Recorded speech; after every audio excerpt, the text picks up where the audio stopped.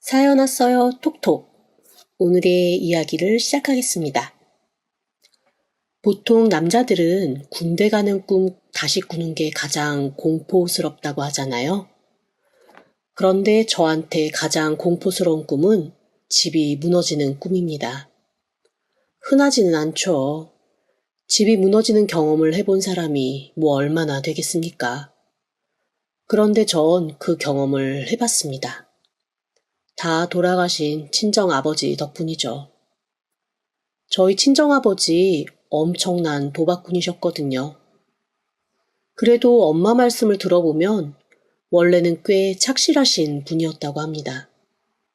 그런데 원래 순진하고 착실한 사람이 한번 뭔가에 빠지면 걷잡을 수 없는 경우들이 생기잖아요. 저희 친정아버지가 딱 그런 케이스였던 겁니다. 아버지가 처음 농사 외에 정신을 빼앗긴 건 여자였습니다. 농사 짓던 동네 옆이 도시로 개발되면서 우후죽순처럼 음식점과 다방이 들어오고 그 전까지는 막걸리에 동동주 마시던 농사꾼들이 슬슬 오토바이 배달 오는 커피와 미숫가루를 마시게 된 시점이었다네요. 빨간 보자기에 분홍 땡땡이 스카프를 메고 배달 오던 여자. 그 여자한테 저희 아빠가 홀라당 넘어간 거죠.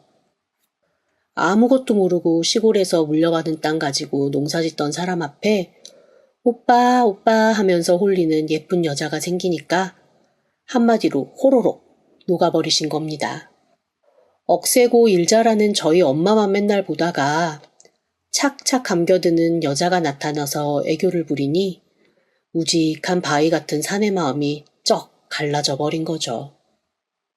그런데 하필 그 여자가 도박판 마담이었지 뭡니까. 나중에 알았지만 그 주변에 도박판을 깔고 재개발 이슈로 땅값이 들썩일 때 돈 좀 만지게 된 순진한 시골 부자들, 등쳐먹기 위해 작선 세력이 들어와 밑밥을 깔았던 건데 거기에 저희 아버지가 아주 기막히게 걸려들었던 겁니다. 하루라도 커피를 시키지 않으면 세상 처연한 얼굴로 와서 오빠, 제시카 안 보고 싶었어? 제시카는 오빠가 너무 보고 싶어서 커피 안 시켰는데 그냥 와버렸지 뭐야? 이러고 매달리니 어쩌겠어요. 커피도 시키고 함께 가자는 곳에 가서 고스톱도 쳐야지요. 그렇게 아버지는 있는 전다 팔아서 도박판에 쏙쏙 다 집어넣어 버렸습니다. 소위 타짜꾼한테 완전 제대로 걸린 거죠. 만평지기가 넘는 땅을 1년도 안 되는 시간 동안 다 날리고 정말 달랑 집 하나 남을 때까지 엄마는 그 사실을 모르셨다고 합니다. 왜냐면 아빠가 맨날 농사 지어야 하는데 어디론가 나가서 안 들어오니 수많은 전답 어떻게 하겠어요. 엄마라도 나가서 새벽부터 밤까지 일꾼 써가며 사람 써가며 정신없이 농사 짓고 땅을 건사해야죠. 그런데 어느 날 농사 지으려고 나갔더니 낯선 사람들이 땅에서 뭔가를 하고 있더라는 거예요. 저희 엄마 낱말도 잘 안 들으시지만 일단 눈에 거슬리는 건 참지 않으시거든요. 손에 들고 있던 낫부터 단단하게 쥐고 다가가서 우렁차게 내 땅에서 뭐 하는 짓이냐고 했더니 사람들이 피식피식 웃으면서 엄마한테 그러더랍니다. 여기에 예전역부터 아주머니 땅 아니었는데 농사라도 잘 지어놓으면 우리가 이거라도 팔 수 있을 것 같아서 그냥 뒀다고 말이죠. 처음에는 이 미친놈들이 대체 어디 와서 무슨 소리를 하는 건가 싶으셨대요. 그런데 차근차근 얘기를 들으면서 아버지가 친 사고를 알게 되신 거죠. 내가 오늘 이놈의 영감탱이 가만두나 봐라 하고 집으로 돌아왔는데 순간 엄마 눈앞에 믿지 못할 광경이 펼쳐져 있었다고 했습니다. 저도 기억나는 장면입니다. 그때 제가 10살이었거든요. 제 밑에 남동생 하나 있었고요. 커다란 기중기 같은 게 저희 집으로 다가와 집을 한쪽부터 부숴나가기 시작하는데 하필 제일 먼저 부셔버린 그 방이 제 방이었습니다. 집 대문에서 가장 먼 쪽에 제 방이 있었거든요. 안에 있었던 그 당시 제 보물상자며 학교 책가방, 아끼느라 입지도 못했던 원피스 같은 것들이 한순간에 건물 자넷 속으로 사라지는 걸 보며 저는 울지도 못했습니다. 일단 너무 놀랐으니까요. 게다가 저와 다르게 마음 여린 남동생은 그 어린 나이에 뭘 안다고 꺽꺽거리다가 기절을 하고 말았어요. 남동생 뺨을 찰싹찰싹 때리면서 기중기 운전수를 향해 우리 집 왜 부수냐고 고래고래 소리 지르고 있는 저를 발견했으니 저희 엄마 눈이 도셨겠어요? 안 도셨겠어요? 그대로 기중기로 뛰어가 바퀴에 낫을 찍어버리셨습니다. 그런데 우리나라 법 참 이상하더라고요. 그 사람들이 부순 건 집이고 저희 엄마는 고작 바퀴에 구멍 하나 낸 건데 경찰은 저희 엄마를 잡아갔습니다. 무슨 물건을 손괴했다나 남의 재산을 상하게 했다나요? 엄마가 이러는 법이 어딨냐. 바퀴값은 내가 물어낼 수 있다. 그런데 그러려면 너희도 우리 집 물어내라. 라고 악다구니 하던 모습이 떠오릅니다. 알고 보니 도박판에서 저희 아버지가 집 문서 걸고 도박을 하셨던 거더라고요. 그렇게 저희는 1년 만에 땅과 집을 다 잃었습니다. 그런데 도박은 정말 끊을 수가 없나 봐요. 땅도 잃고 집도 잃고 동네에서의 평판까지 모두 1년 만에 잃어버린 아버지는 그 후로 더욱 도박에 집착하게 되셨습니다. 도박하면 자연스레 술도 따라오잖아요.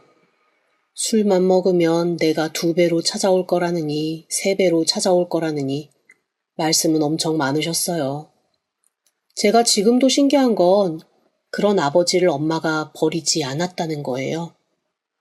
죽이네 살리네 하면서도 술 드시고 들어오면 다음날 국수 끓여주고 밥도 주고 늘 옷도 깨끗하게 다려서 입히셨습니다. 너무 집에서 아버지가 침울하게 계시는 것 같으면 슬그머니 10,000원짜리 한 장을 주머니에 넣어주기도 하셨지요. 그게 다 도박 자금으로 들어간 걸 알면서도 왜 그러나 싶었는데 나중에 커서 물어보니 엄마가 그러시더라고요. 아무리 허수아비 같아도 그래도 가장이고 너희들의 애빈데 내가 내 감정대로 밉다고 해서 그 사람을 너희 인생에서 떼내는 게 맞는지 아닌지 구분이 되지 않아서 그랬어.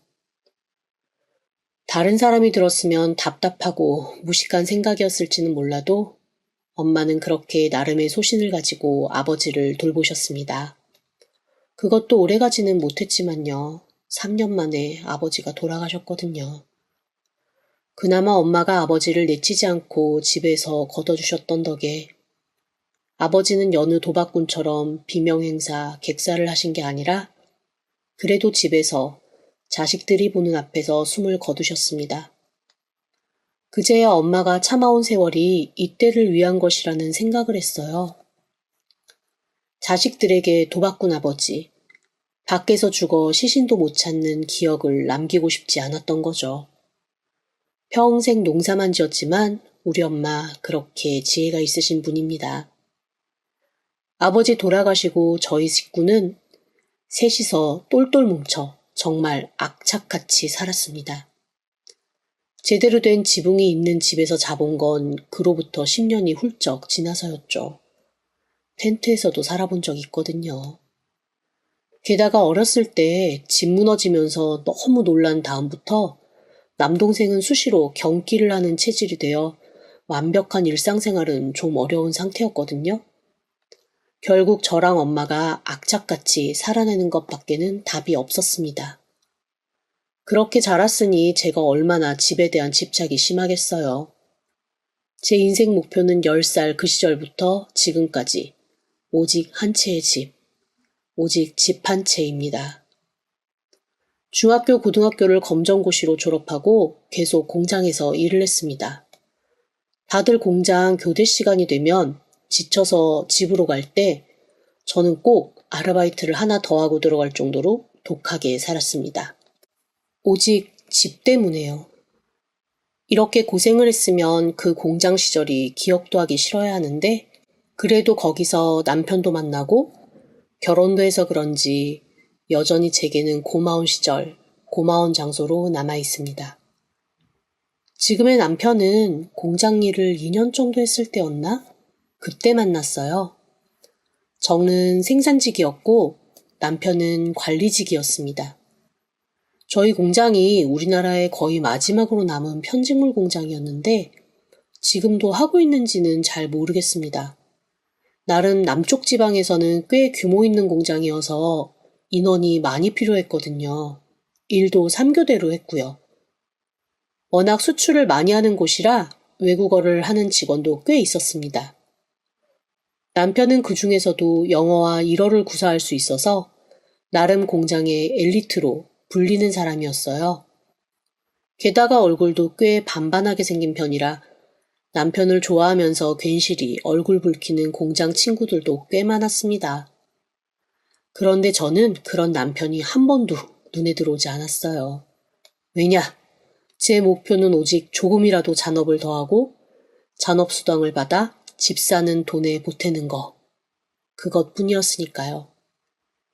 그래도 저는 적어도 여름에는 선풍기 바람, 에어컨 바람 나오고 겨울에는 히터 바람 나오는 곳에 있잖아요.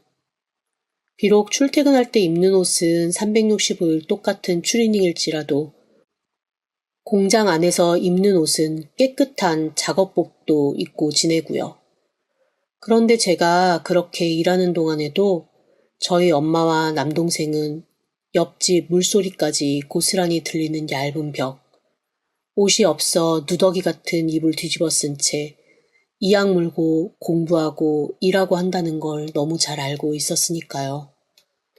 어떡하든 한 푼이라도 더 모아서 집을 사야겠다는 일념밖에는 없던 시절이었습니다. 그러다 보니 공장에서도 당연히 한 번씩 다들 외식하러 가기도 하고 그러는데 저는 단 한 번도 외식을 참여하지 않고 늘 볶음김치가 있는 도시락만 먹었어요. 그러던 어느 날 남편이 저한테 말을 걸었던 거죠. 자기가 맛있는 거 사줄 테니까 같이 나가자고 하더라고요. 그래서 제가 왜냐고 물었죠.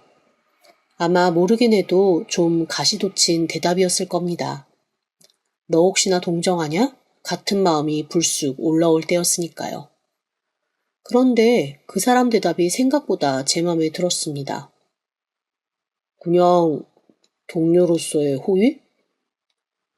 같이 밥 먹어보고 싶은 사람이라 먹자 그런 건데요. 만약 섣부르게 남편이 저한테 농을 걸거나 미끈거리는 말, 아니면 남자로서 뭔가 뻐기는 듯한 말을 했으면 이놈 자식이? 하면서 훅 치워버렸을 텐데 동료로서의 호의라고 하니까 이 정도는 받아도 되지 않을까라는 생각이 들었습니다. 그렇게 저희의 만남이 시작된 거죠. 제가 나중에 물어봤어요. 왜 수많은 공장 사람들 중에서 나한테 그렇게 말을 걸었냐고요. 그랬더니 남편이 그러더라고요. 그 수많은 공장 사람들 중에서 유일하게 저만 자기한테 관심이 없더라고. 사실 그때는 그 대답을 듣고 웃고 말았는데 지나고 보니 그 대답이 아주 결정적인 남편의 성격이었습니다. 제가 그때 알아챘어야 하는데 말이죠. 이 사람이 모든 여자가 자기한테 넘어와야 하고 자기는 충분히 그런 매력을 가지고 있다는 생각을 하고 사는 사람이라는 걸 말입니다.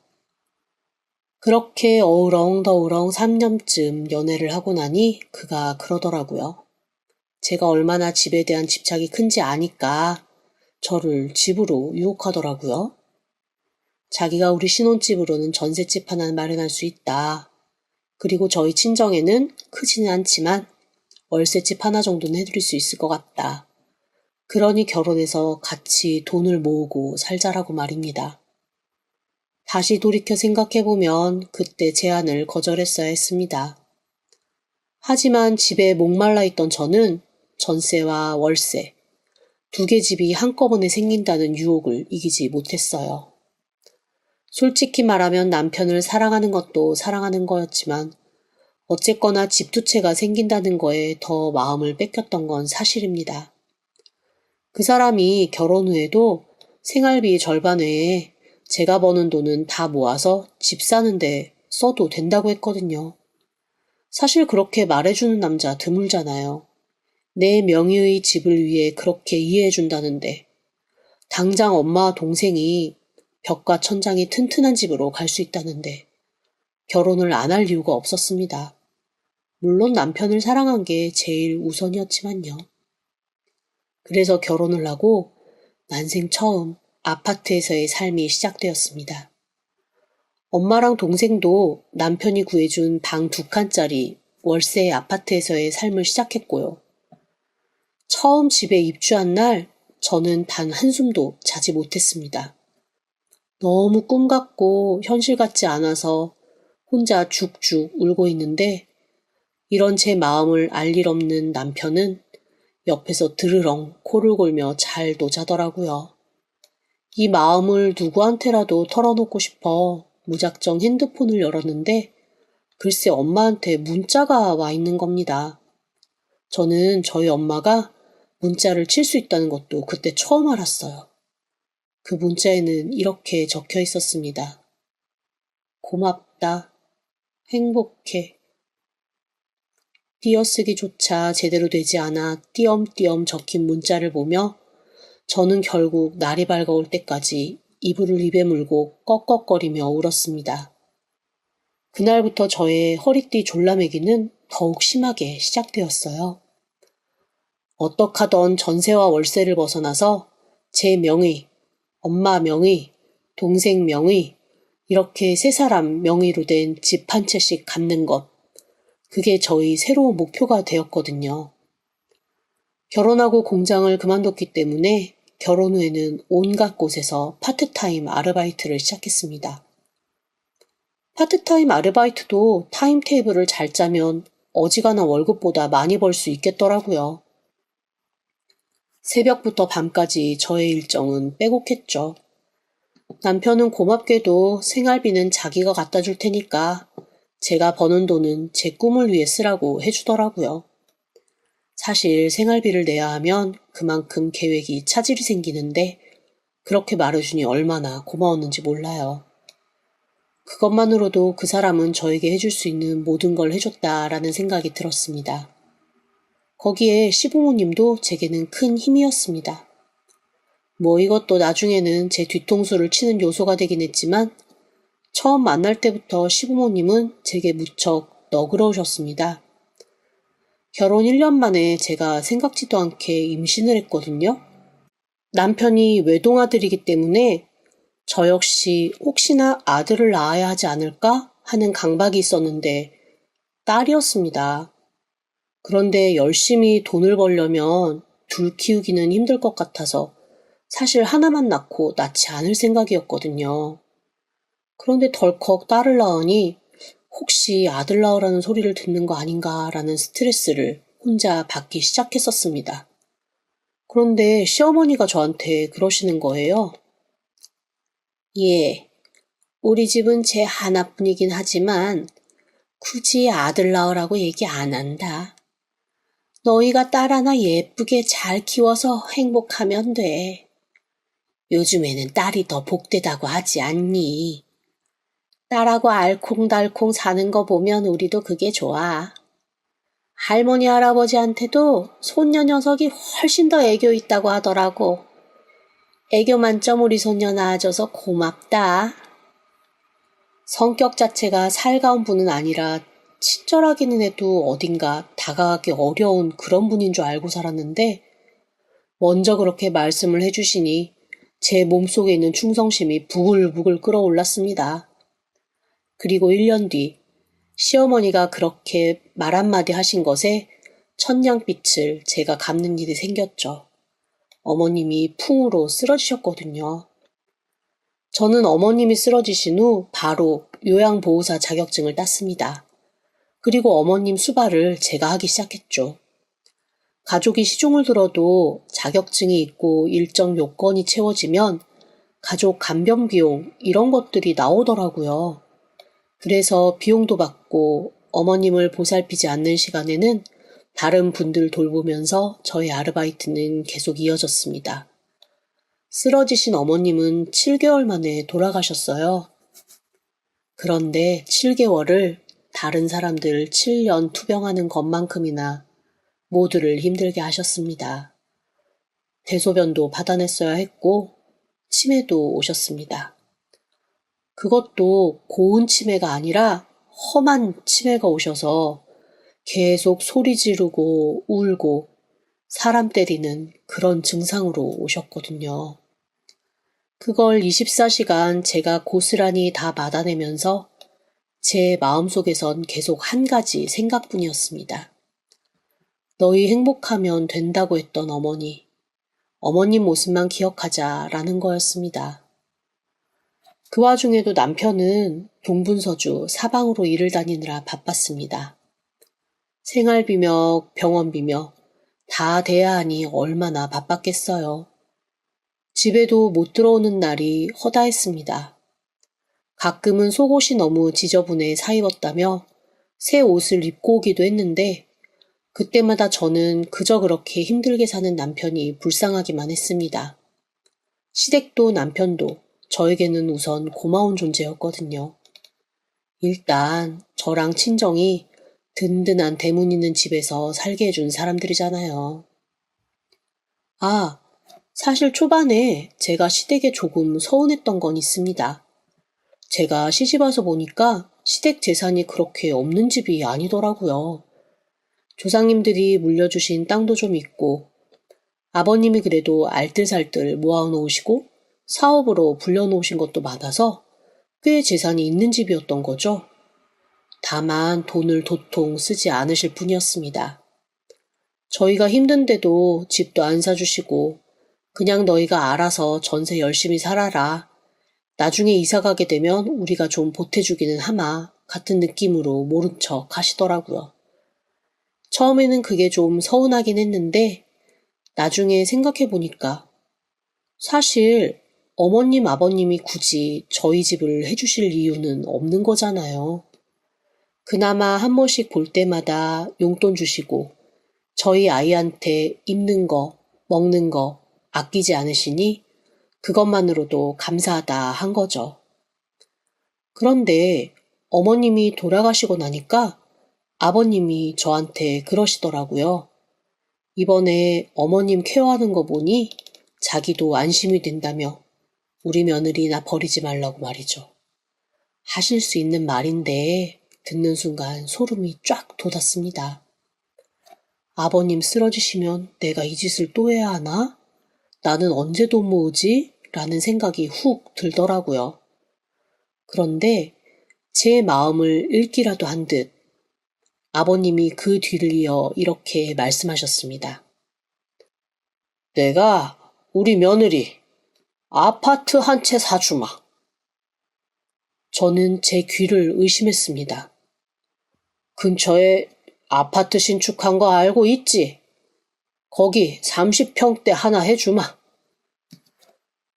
너희 전세 들어갔던 돈 외에 들어가는 모든 돈 내가 이사비까지 싹 대줄 테니까 가서 집 골라라. 갑자기 양쪽 귀에서 빵빠레가 울리더라고요. 아버님이 어머님 2배만큼 앓으셔도 저는 콧노래를 부르며 아버님 수발을 들 수 있을 것만 같았습니다. 우리 며느리한테 주는 내 상이야. 눈물이 앞을 가렸습니다. 그렇게 결혼생활 12년 만에 저는 제 집을 가지게 되었어요. 아버님이 감사하게도 집은 저와 제 남편의 공동 명의로 해주시더라고요. 온전한 제 집은 아니지만 부동산에 제 이름이 올라간 게 처음이라 마음이 너무나도 설렜습니다. 그 다음부터는 행복한 나날이었어요. 딸이야 워낙 처음부터 아파트에 살았으니 그냥 집이 좀 넓어졌고 깨끗해졌다 정도의 느낌밖에 없었겠지만 저는 화장실 타일 하나하나에 입을 맞추고 싶은 심정이었거든요. 집에 있으면 너무 설레서 밥을 안 먹어도 배가 불렀습니다. 남편은 그런 저를 보며 그렇게 좋냐고 자꾸만 피식피식 웃더라고요. 그런데 행복이 오면 항상 불행도 같이 오나 봐요. 그 즈음부터 남편에게서 제가 좀 이상한 걸 느꼈습니다. 사실 전부터 이상했던 행동인데 제 마음이 편해지니 그제야 의심과 함께 그런 행동들이 눈에 들어온 거죠. 어머님 돌아가신 후부터는 그다지 크게 돈 들어갈 일이 없는데도 남편이 바쁜 건 변함없었습니다.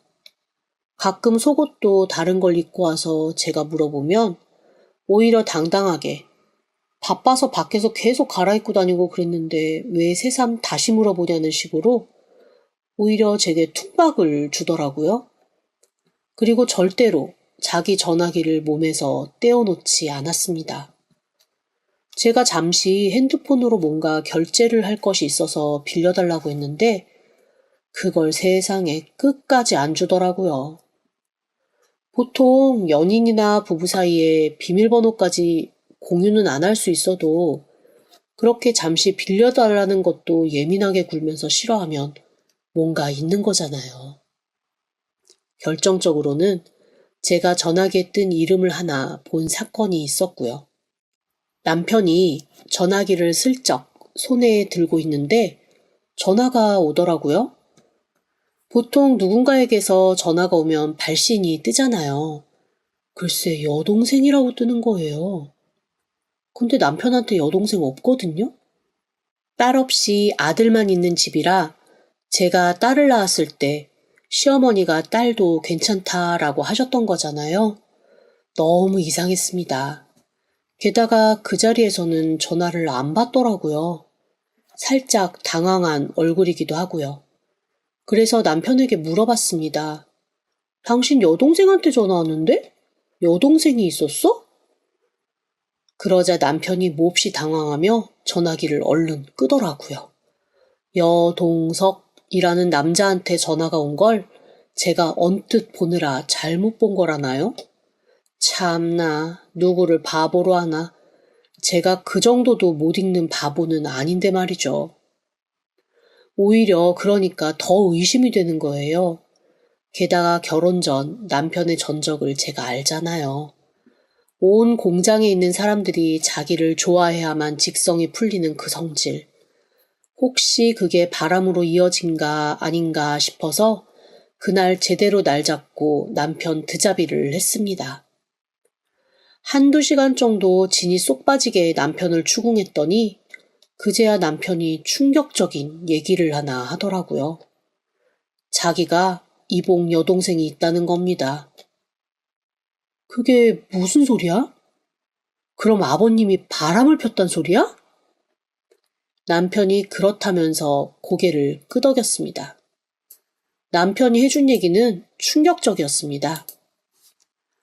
어머님이 쓰러지시기 얼마 전에 아버님에게 다른 여자가 있다는 걸 알게 되었다고 합니다.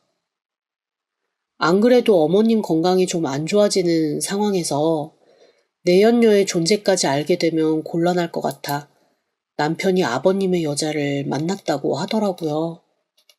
그런데 그 여자가 그랬답니다. 나 당신 아버지랑 정말 오래됐어.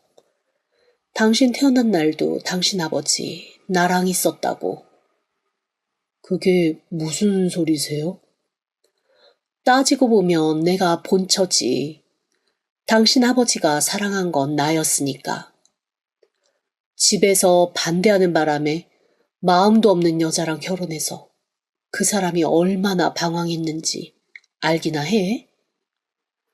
마음 못 잡고 힘들어한 사람 버리지 못해서 지금껏 이렇게 뒤에서 돌봐주고 있는 은혜도 모르고. 남편은 그 말을 들으며 어이가 없었다고 했습니다. 그런데 더 가관인 말은 그때부터였다네요. 남편과 5살 차이 나는 이복 여동생이 있다는 거였죠. 이번에 그 여동생이 결혼을 하는데 사돈집에서는 이런 집안 사정을 모른다며 아버지를 혼주석에 앉혀야겠다고 했다는 겁니다. 결국 분노한 남편이 아버님을 쥐잡듯 잡는 바람에 어머님도 알게 되셨고 남편 말로는 그 충격으로 풍이 더 세게 오신 것 같다고 하더라고요. 저만 모른 채 온 집안이 발칵 뒤집혔던 겁니다. 좀 서운하더라고요. 그래서 왜 저한테는 말을 안 했냐고 했죠. 그랬더니 남편이 부모님이 알리지 말라고 했다며 미안하다고 하더라고요. 이렇게 창피하고 부끄러운 얘기 며느리가 알아서 뭐하냐. 어차피 혼주석 한 번만 안고 다음부터는 연 끊고 살 사람들인데 자기는 며느리가 굳이 알아서 속 끓는 거 원하지 않는다고 하셨대요. 아무리 그래도 그건 아니지 않나 싶은 생각이 들었지만 이미 그렇게 한 걸 어쩌겠어요. 제가 그래서 또 물었죠. 그래, 그럼 그렇다 치자. 그런데 왜 당신은 계속 연락을 하고 있는 거야? 그러자 남편이 몹시 처연한 얼굴로 이렇게 얘기하더라고요. 나 외동이라 너무 외로웠잖아. 그런데 어쨌건 반뿐이기는 하지만 동생이 생겼다는 사실이 그렇게 싫지만은 않더라고. 엄마한테 좀 미안하긴 한데 그냥 아주 가끔 1년에 두세 번 정도? 서로 연락이나 하면서 안부 정도 묻는 사이로 지내는 거야. 저로서는 이해가 되지 않았지만 한편으로는 그게 남편의 성격일 수 있겠다라는 생각이 들었습니다. 원래 맺고 끊는 거 잘 못하는 사람이니 이번에도 그런가 보다 하고 넘어간 거죠. 일단 그때는 그렇게 넘어갔습니다. 그리고 한두 달 정도 지난 뒤에 슬그머니 아버님께 한번 말을 했습니다. 아버님, 좀 서운해요. 응? 뭐가 서운해? 아니, 저 사람한테 이복 여동생 있다는 거 저만 몰랐더라고요. 그러자 아버님 얼굴에 약간 곤란한 빛이 떠오르더라고요. 저기, 내가 실수하고, 그런 거. 굳이 너까지 알 필요 있나, 했던 거지, 서운했다면, 미안하다. 그러니까요. 참, 그 여동생도 결혼해서 아이 있다면서요? 응?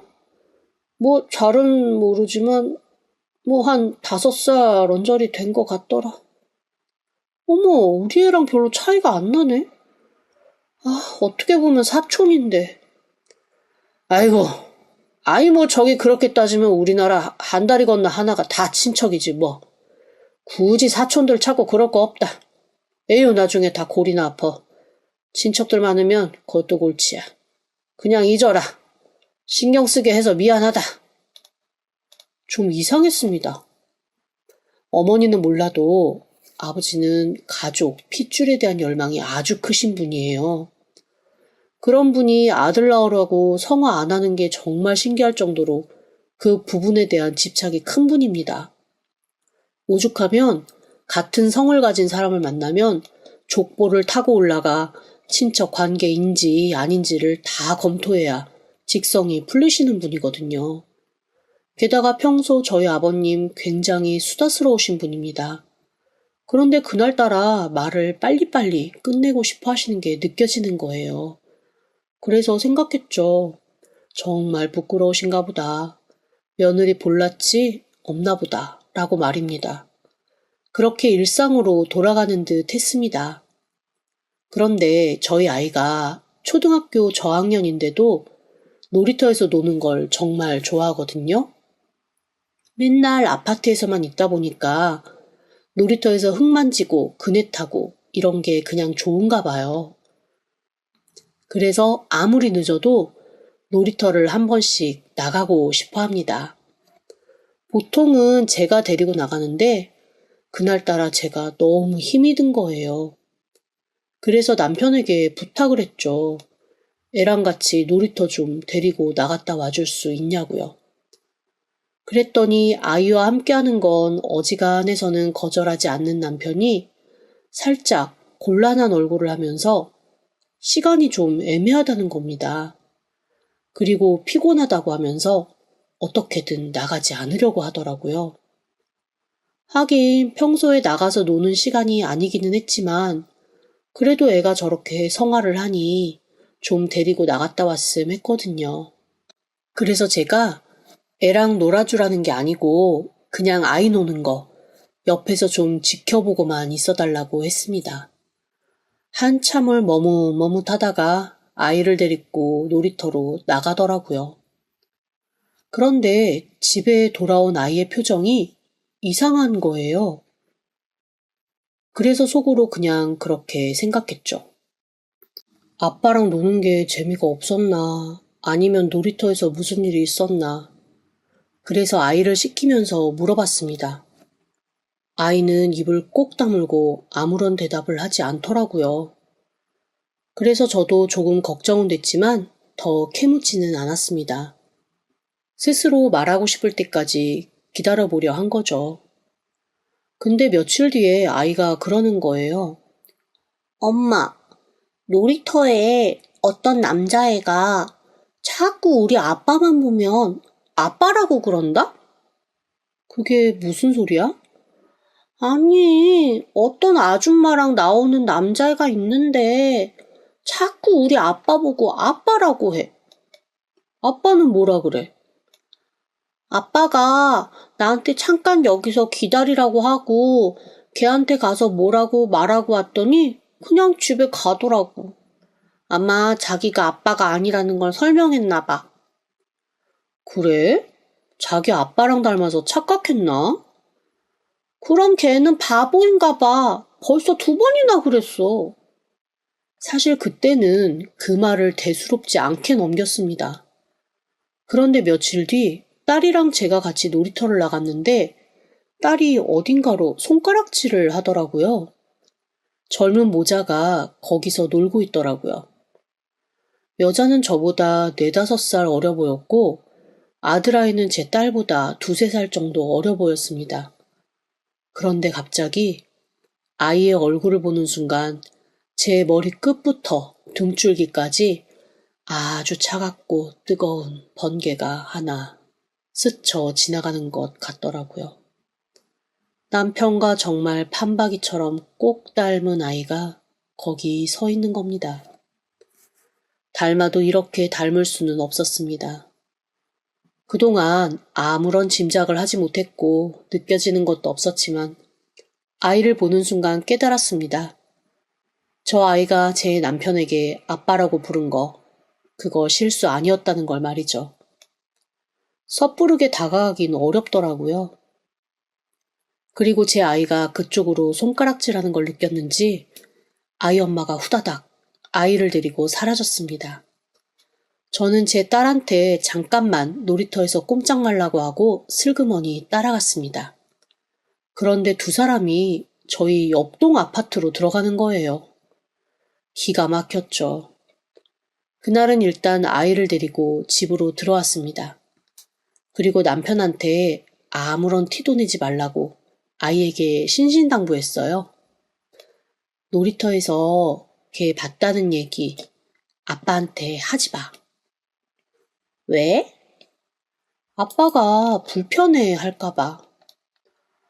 하긴 자꾸 자기 아빠라고 하는데 아빠도 싫겠다.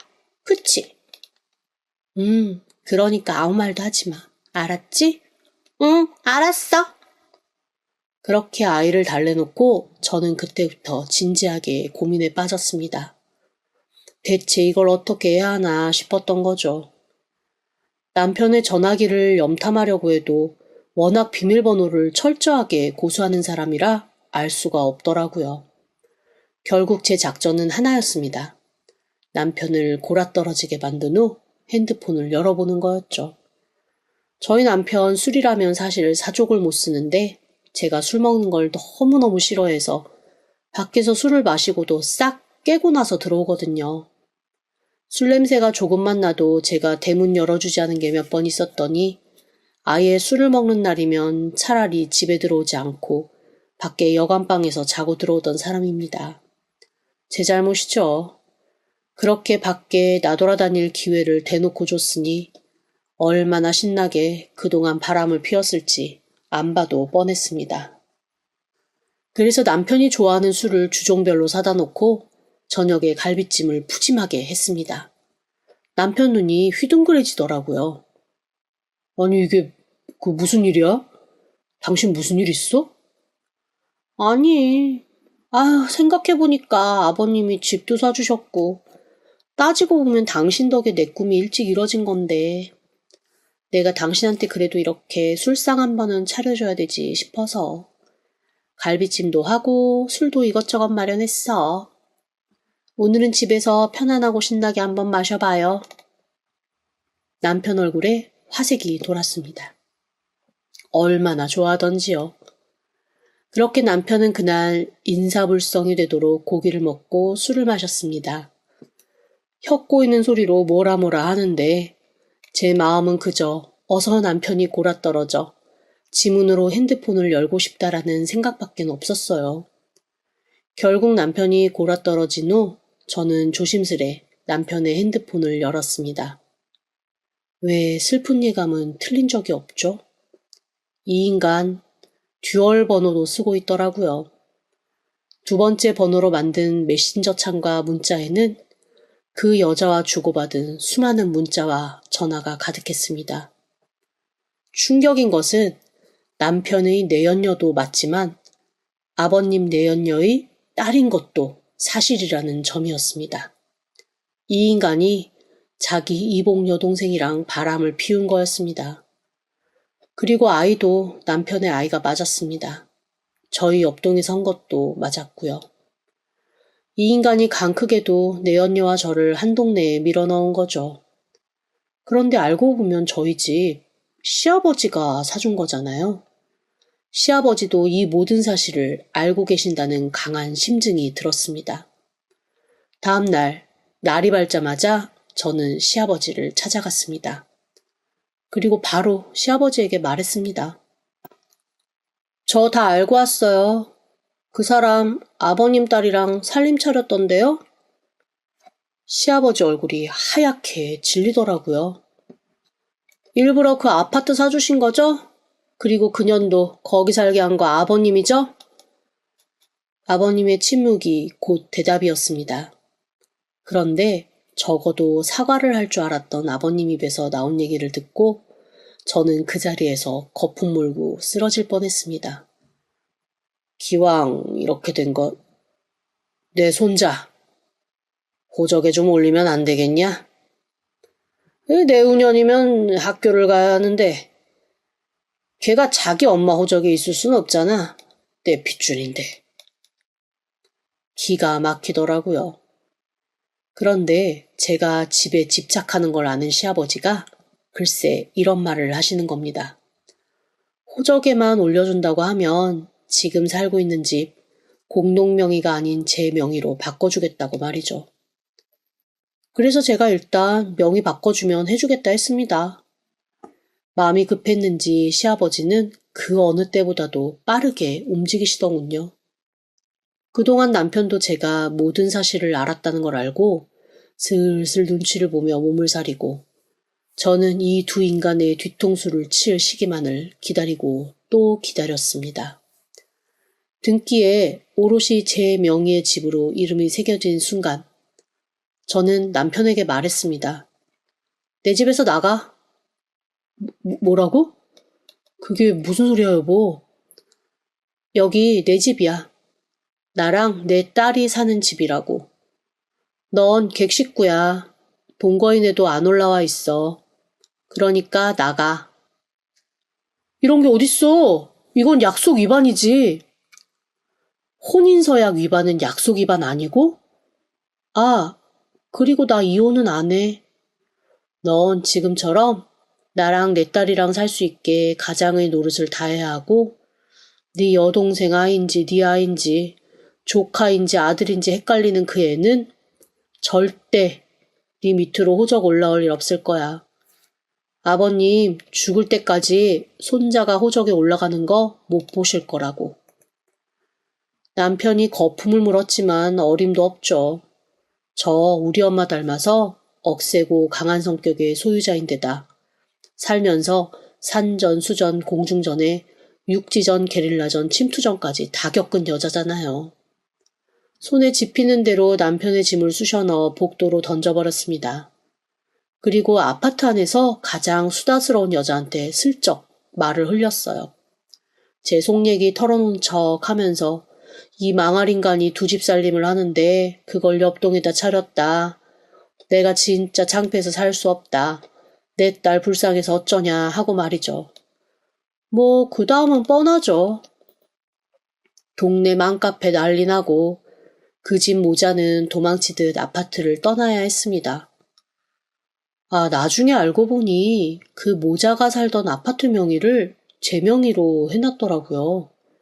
세금 때문에 그런 건지 제가 모를 거라 생각해서 일단 급한 마음에 제 도장 가져다가 계약부터 한 것인지 모르겠지만 졸지에 저는 그래서 아파트 두 채 가진 여자가 되었습니다. 남편이요? 어딘가에서 살겠죠 뭐. 아이에게는 아빠가 출장을 길게 갔다고 설명을 해주기는 했는데 조만간 그냥 솔직하게 말해주려 합니다.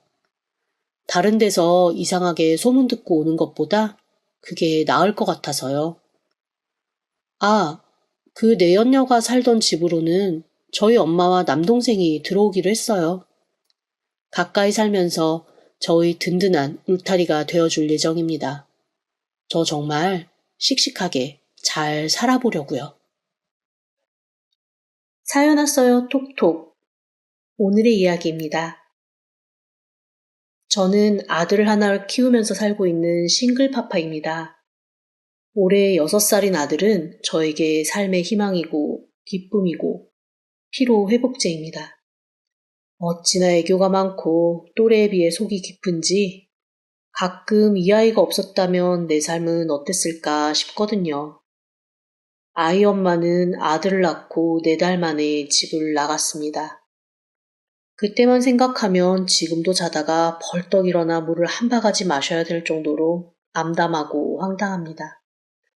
결국 졸지에 엄마 없는 아이가 된 제 아이는 제 누나가 엄마처럼 돌보며 키웠지요. 저는 3남매 중 막내입니다. 위로 누나 하나, 형 하나가 있어요.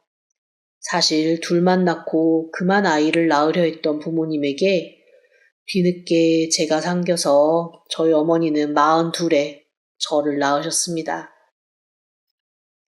제일 큰 누님과는 20살 차이가 나고 형이랑도 12살이 차이 납니다. 그러니 나이 들어 힘없는 어머니 아버지를 대신해서 형이랑 누나가 저를 키웠다고 해도 과언이 아니죠. 뒤늦게 아들처럼 키운 동생이 졸지에 애 딸린 호라비가 된 것을 보고 나이 드신 누님은 졸도에서 입원까지 하셨습니다. 그리고 내내 걔가 어떻게 그럴 수 있냐고 중얼거리셨죠. 저랑 제 아내 오래 연애했거든요. 저는 안경사입니다. 전문대를 나와서 바로 안경점에 취직을 했고 27살 세상에 무서울 게 없을 때 2살 아래 아내를 만났어요. 당시 제가 일하던 안경점 사장님은 특이한 안경테를 갖다 놓는 걸 좋아하시는 분이었습니다. 아무래도 가게 위치가 젊은이들이 많이 다니는 곳에 있다 보니 특이하고 신기한 테를 갖다 놓으면 가게 안으로 보러 들어오는 사람이 많아지곤 했거든요. 너도 잘 배워. 일단 가게는 사람이 북적거려야 해. 정신없이 사람 응대하다가 돌아보면 돈 쌓여있고 그런 거야. 그 말이 정말인지 아닌지는 알 도리가 없었지만 다른 가게에 비해 확실히 사람이 많기는 했습니다. 수많은 손님들이 드나드는 와중에 아이 엄마는 그 중에서도 특히 눈에 띄는 사람이었습니다. 패션 안경에서부터 특이한 것까지. 여튼 갖다 놓는 족족 사러 오더라고요. 처음에는 그냥 패션에 관심 있는 사람인가 보다 하고 성실히 응대했는데 그렇게 자주 만나면서 안경에 대한 얘기를 나누다가 밖에서 한두 번 밥도 먹게 되고 어쩌다 보니 연애를 하게 되었습니다. 워낙 활발하고 사람 만나는 것을 좋아하는 사람이라 솔직히 가게로 손님도 많이 데리고 와서 안경점 사장님은 아이 엄마를 좋아하셨어요. 그럼에도 불구하고 항상 저에게 이렇게 말씀하시곤 했습니다. 연애할 때는 최고야. 그런데 결혼할 거면 같이 노는 사람들 좀 정리하라고 해. 그래야 네 일신이 편해. 새겨들어 이 녀석아. 하지만 전 어렸고 화려하고 예쁜 아내가 좋았기에 그 말씀을 굳이 새겨듣지 않았습니다. 결혼 후 1년이 될 때까지는 말이죠. 처음 결혼할 때는 단칸방에 둘만 있어도 좋다고 하던 사람이 점점 불만이 늘었습니다. 특히 밖에 나가서 친한 사람들과 놀고 온 날이면 저를 더 들들 볶는 통에 달래고 어르던 저도 지쳐서 점점 시들어갈 정도였죠. 오죽하면 안경점 사장님이 혀를 끌끌 차면서 집 근처에 지점을 하나 내줄 테니 자체적으로 한번 운영해보지 않겠냐고 하시더라고요. 아무래도 월급 받는 거와는 다르니 제가 더 신경도 많이 써야 하고 부담되는 부분이 있어서 고민을 하고 있는데 애엄마가 묻더라고요. 대체 왜 그렇게 집에서 시무룩하게 얼굴을 찡그리고 있냐고 말입니다. 그래서 이러저러 하다라고 얘기를 했더니 세상에 평소 보여주지도 않던 환한 얼굴을 하며 당장 하라고 남 밑에서 일하는 거 한두 해지 이제는 사장할 때도 되었다고 하는 겁니다. 너무 적극적으로 나오길래 모자란 자금은 누나, 형에게 좀 빌리고 대출도 받아서 안경점을 오픈했습니다. 처음 몇 달은 좀 힘들었지만 그 다음부터는 그래도 조금씩 안정을 찾아갔는데 그 즈음 아내가 임신을 했습니다. 저는 안경점도 안정을 찾고 아이도 생겨서 뛸 듯이 기뻤지만 어찌 아내는 별로 좋아하는 것 같지가 않더라고요. 그리고는 임신 우울증 때문에 힘들다며 명품을 펑펑 사들이고 우울함 때문에 여행을 가야겠다며 훌쩍 혼자 2박 3일씩 놀러 나가기도 했습니다. 그 모든 뒤치다꺼리는 오롯이 제 몫이었는데 그때마다 어디 말도 못하고 끙끙 앓았지요.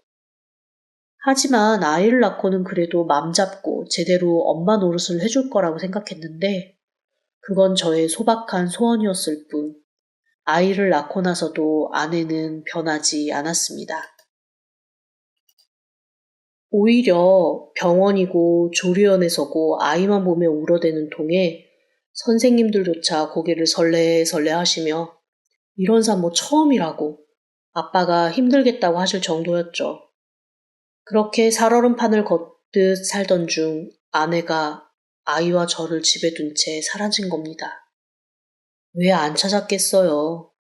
장인 장모님께도 여쭤봤지만 모르겠다고만 하시고 사람을 풀어 찾아도 찾을 수가 없고 그 많던 아내 친구들은 어쩜 하나같이 연락이 안 되는지 2년쯤 지나고 나서는 혹시 제가 사람이 아니라 신기루랑 결혼을 했던가 하는 망상이 들 정도로 아이 엄마는 흔적도 없이 사라져 나타나지 않았습니다. 결국 누나가 발벗고 나서 제 아이를 키워줬고 저는 안경점에만 집중했지요. 아내 때문에 한 2년 방치하는 동안에도 안경점 사장님은 제게 한 번도 월세나 가맹점비를 요구하신 적이 없습니다. 오히려 제가 사입해야 하는 안경도 미리 당신 비용으로 사서 넣어주시고 늘 팔리면 줘라 팔리면 줘라고 하셨죠.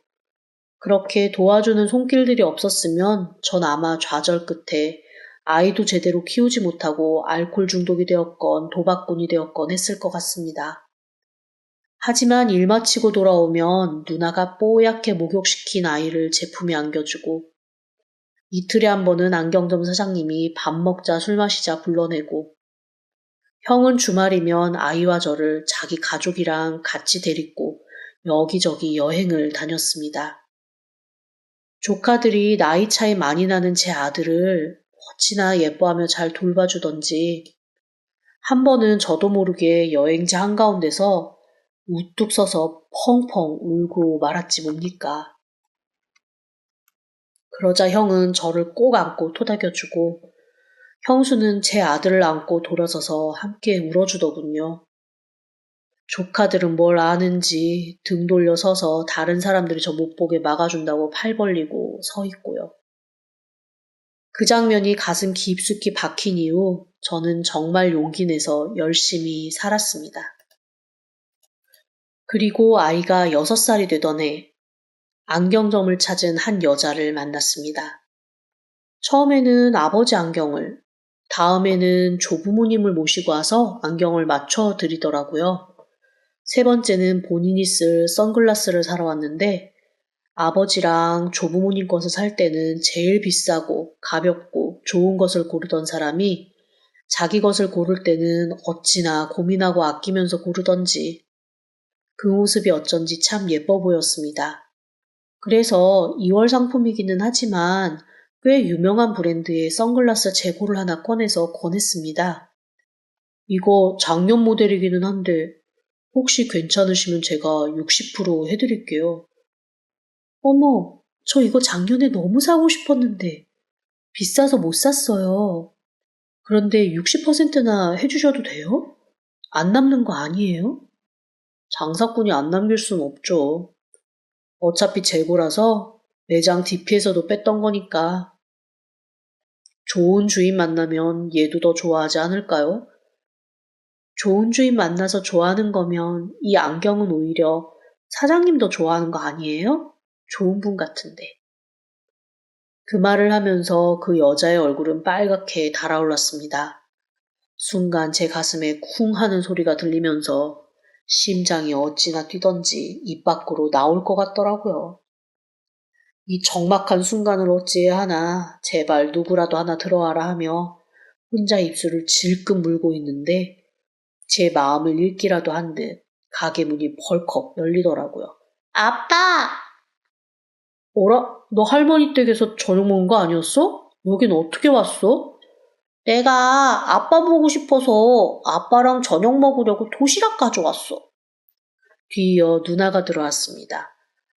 아이고, 손님이 계신 걸 몰랐네. 죄송해요. 애가 하도 아빠랑 밥 먹고 싶다고 졸라서 내가. 아니에요. 아들 있으셨구나. 아빠 닮아서 잘생겼네. 맛있게 잘 먹어? 저희 누나가 눈치가 99,999단인 사람이거든요. 딱 제 얼굴 한번 보고 그 여자 얼굴 한번 보더니 뭔가 느낌이 왔는지 평소 그런 말 안 하는 사람이 그날따라 그러더라고요. 아유, 혼자 키워요, 혼자. 그나저나 제가 방해도 했고. 바쁘신 일 없으면 같이 드실래요? 김밥이랑 유부초밥이라 그냥 손으로 확확 집어먹고 가시면 되는데. 저는 솔직히 그 여자분이 거절할 줄 알았습니다. 대뜸 밥 먹자고 하는 누나도 너무 낯설고 대체 내 아들은 언제 봤다고 그 여자분 다리를 붙들고 반짝거리는 눈으로 예쁜 이모 예쁜 이모 하면서 서 있는지 제가 어버버 하자 글쎄 그 여자분이 제 아들을 번쩍 안아들고 그러시더라고요. 그럴까? 예쁜 이모 같이 밥 먹을까? 그 다음은 뭐가 폭풍처럼 흘러갔습니다. 누나는 거짓말인 게 뻔한 핑계를 둘러대며 도시락 잔뜩 펼쳐놓고 불이 나게 집으로 가버리고 아들은 신나게 몇 조각 집어먹고는 가게 한켠에서 잠이 들더군요. 결국 둘이서 김밥이며 유부초밥을 집어먹고 있는데 처음으로 사람이 긴장을 하면 맛이 느껴지지 않는다는 것을 깨달았습니다. 긴장하셨죠? 티나요? 네. 아까부터 김밥에 김 벗겨서 드시고 계신 거 알아요? 그 말을 듣고 보니 제가 김밥에 김을 다 풀어헤쳐서 김만 먹고 있더라고요. 김밥 속이 터쳐서 있는 대로 풀어헤쳐져 있는 걸 보고 제가 당황하자 그 여자분이 깔깔 웃었습니다. 혹시 매장에 큰 그릇 같은 거 있어요? 누나가 설거지통으로 쓰다고 갖다 준 스테인리스 통 어디 있는 것 같던데. 왜요? 더러운 건 아니죠? 깨끗하게 좀 씻어놔요. 저한테 통 좀 씻어놓으라 하고 훅 나가더라고요. 왜 저러지 하면서도 또 씻어놓으라니 씻고 있는데 얼마 지나지 않아 손에 뭔가 들고 다시 들어왔습니다. 고추장이랑 참기름 사왔어요. 우리 같이 비벼 먹어요. 깜짝 놀랐습니다. 보통 그렇게 흩어진 김밥 버리거나 모른 척할 수 있는데 누나가 애써서 싸다 준 거 깨끗하게 먹어야지 않겠냐며 유부초밥까지 싹 뜯어넣고 고추장 쓱 두르고 참기름 휙 둘러서 맛깔스럽게 비비더라고요. 저희가 떠드는 소리에 아이가 깨서 눈을 비비자 얼른 품 안에 안고 와서 무릎에 앉히더니 고추장이 안 들어간 부분으로 떠먹여주는데 안 먹어도 배부르다는 말이 어디서 나는지 이해가 되었습니다. 그 모습 자체가 너무 예쁘고 고마워서 안 먹어도 배가 부르더라고요. 그날부터 저는 자연스레 그녀와 사랑에 빠졌습니다. 제 사정을 듣고 그녀가 그러더라고요. 그 누구의 잘못도 아니지. 길 가다가 넘어졌다고 해서 그게 그 사람의 잘못은 아닌 거잖아. 그러면서 저를 안아주더라고요. 아이 엄마가 떠난 후 한 번도 울지 않았는데 밀렸던 눈물을 그날 다 흘린 것 같습니다. 그렇게 그녀는 저와 아이의 삶에 서서히 스며들어 왔습니다. 누나는 저보다도 더 행복해하며 자기가 간도 떼주고 쓸개도 떼줄 수 있을 것 같다고 행복해하더라고요. 그녀가 복덩이인지 연애를 하면서 가게 일은 점점 더 잘 되었습니다. 그동안 사장님이 배려해 주셨던 거 다 갚고도 제가 먼저 월세를 올려드리겠다고 말을 했을 정도니까요. 제 사정을 봐서 쭉 주변 시세보다 월 100만 원은 적게 받고 계셨거든요. 당당하게 100만 원보다 더 올려드리겠다고 했더니 사장님도 눈물을 보이시더라고요. 제게 무슨 복이 있어 이런 상황들이 이렇게 벌어지나 정말 저 사람한테 잘해야겠다 하는 생각을 하고 있는데 글쎄 이 천사 같은 여자가 제게 먼저 이러는 겁니다. 사실 할 말 있어. 뭔데? 얼마 전에 어린이집 데리러 간 적 있잖아. 당신이랑 누나가 다 시간이 안 돼서 내가.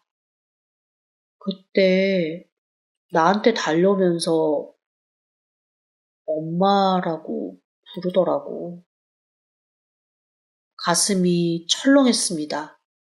안 그래도 집에서 자꾸 아이가 그녀를 엄마라고 칭할 때마다 이모라고 정정해주고 엄마 아니라고 했는데 아이에게는 자기 돌봐주고 사랑해주고 아껴주는 그녀가 엄마였나 봅니다. 하긴 낳기만 했지 얼굴 한번 제대로 보지 않은 아이 엄마보다는 훨씬 더 엄마다운 엄마이긴 했죠. 놀랐겠다. 미안해. 내가 잘 말할게. 그러지 말고 내가 그냥 정말 엄마 하면 안 돼? 무슨 소리야? 지금 그러니까 나한테. 청혼하는 거야. 아무리 기다려도 당신이 할 것 같지 않아서 내가 먼저 하는 거야. 그 말을 듣고 저는 울컥 차오르는 마음을 참지 못하고 그녀를 꼭 안았습니다. 하지만 문제는 제가 아직 이혼을 못하고 있는 상태라는 거죠. 아내가 그러고 도망을 가서 자취를 감췄으니 이혼을 하려 해도 서류를 어떻게 해야 할지 모르고 알아보니 행방불명 신고를 해서 그게 몇 년 이상이면 이혼이 된다는데 장인장모가 그때마다 행방불명은 아니다. 하지만 어디 사는지는 알려줄 수 없다고 협조를 안 하니 저로서는 미치고 팔자 낄 노릇이었습니다.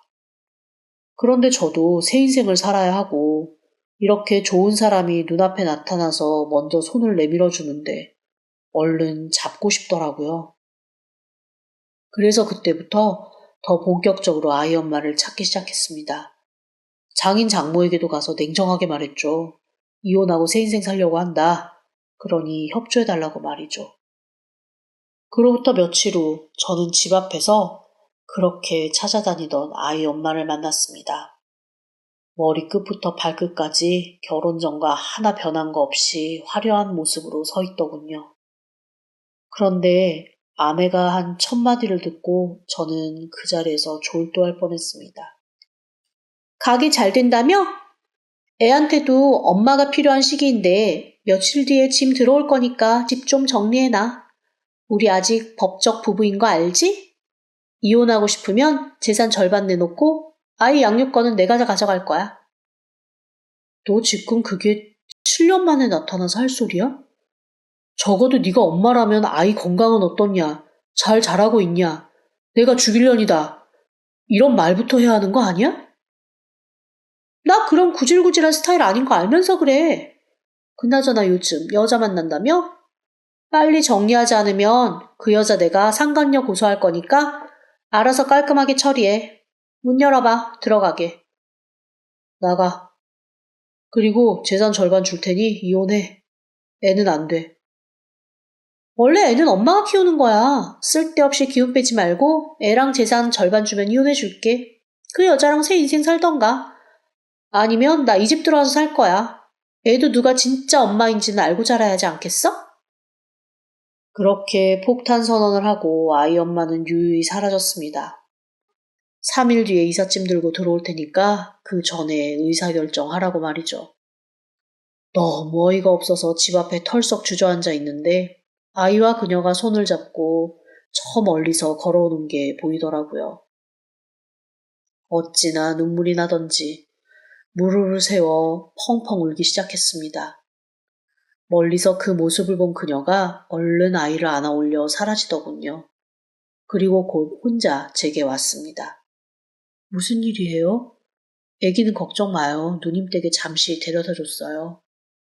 정말 얼굴 가득 걱정이 가득한 그녀를 보니 차마 입이 떨어지지 않았지만 어쩔 수 없이 자초지종을 말했습니다.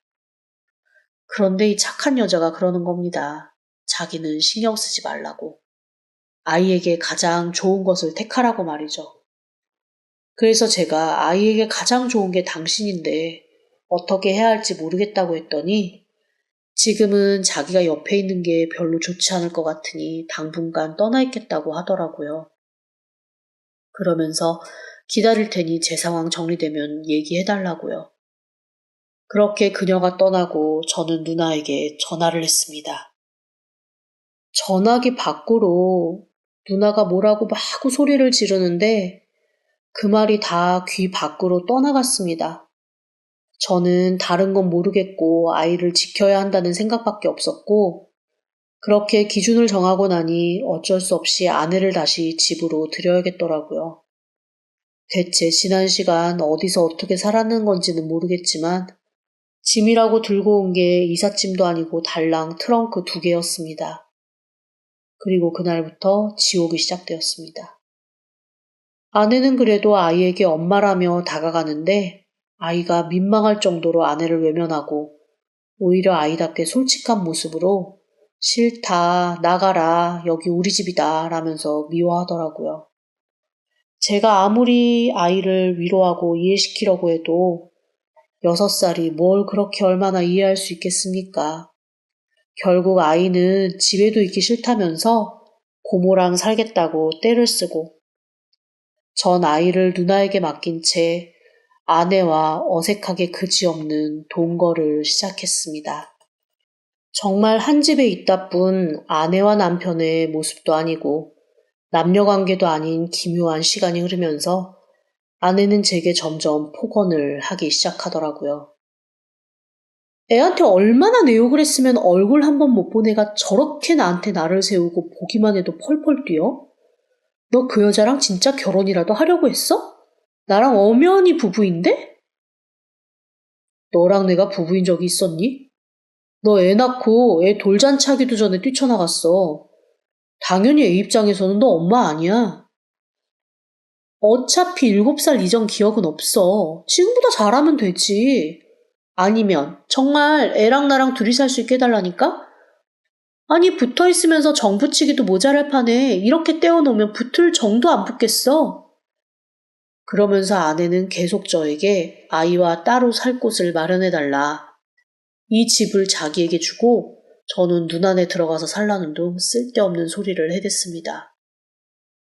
그러면서 제가 혹시나 그 여자를 만나지는 않는지 되도 않는 의심들을 해가며 어설픈 의처증까지 보이더군요. 저도 미치고 팔짝 뛸 노릇이었습니다. 이제야 아들과 제대로 된 삶을 꾸려나갈 용기가 생겼는데 갑자기 나타난 아내 때문에 모든 것이 망할 위기에 처했으니까요. 게다가 씀씀이는 조금도 변한 게 없더라고요. 제가 잘 때 카드를 한 장 훔쳤는지 다음날 저는 일터에서 내도록 울리는 카드 사용 내역에 정신을 차릴 수 없었습니다.